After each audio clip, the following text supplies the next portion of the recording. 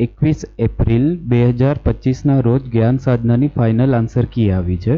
પહેલાં એની provisional answer key આવી હતી. પ્રોવિઝનલ આન્સર કીમાં 32 નંબરનો ક્વેશ્ચન જે હતો એ ના ગ્રેસિંગ માર્ક હતો. આ વખતે જ્યારે ફાઇનલ કી આવી છે તો એમાં ઘણા ચેન્જીસ થયા છે. આપણે પેલું ચેન્જ જોઈએ તો 26 નંબરનો જે ક્વેશ્ચન છે એના 4 ઓપ્શન છે, એમાંના 3 ઓપ્શન છે એ સાચા છે. એટલે કે તમે એ, બી અને ડી આપ્યો છે તો બી એના માર્ક્સ મળશે.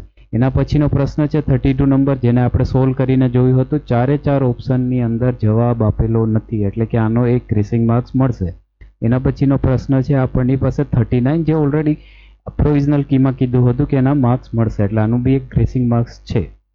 આના પછીનો આપણે પ્રશ્ન જોઈએ તો જેની અંદર આપણને ગ્રેસ માર્ક આવે છે, જે છે અહીંયા આપ્યું છે 72 નંબર, જેના 4 ઓપ્શનની અંદર એનો સાચો જવાબ નથી, એટલે કે 5/21 નથી, એની જગ્યાએ 21/5 છે. એટલે આ 72 નંબરનો ક્વેશ્ચન છે, જેનો બી તમને ગ્રેસ માર્ક્સ મળશે. પેપર એની અંદરના પ્રશ્નો છે આ.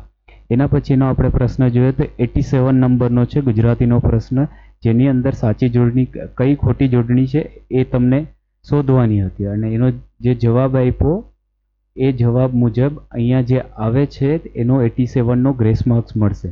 તો અહીંયા આપણને જોવા મળ્યું છે કે જે ફાઇનલ આન્સર કી આવી છે એમાં 4 ગ્રેસ માર્ક છે, 32 નંબર, 39 નંબર, 72 નંબર, 87 નંબર.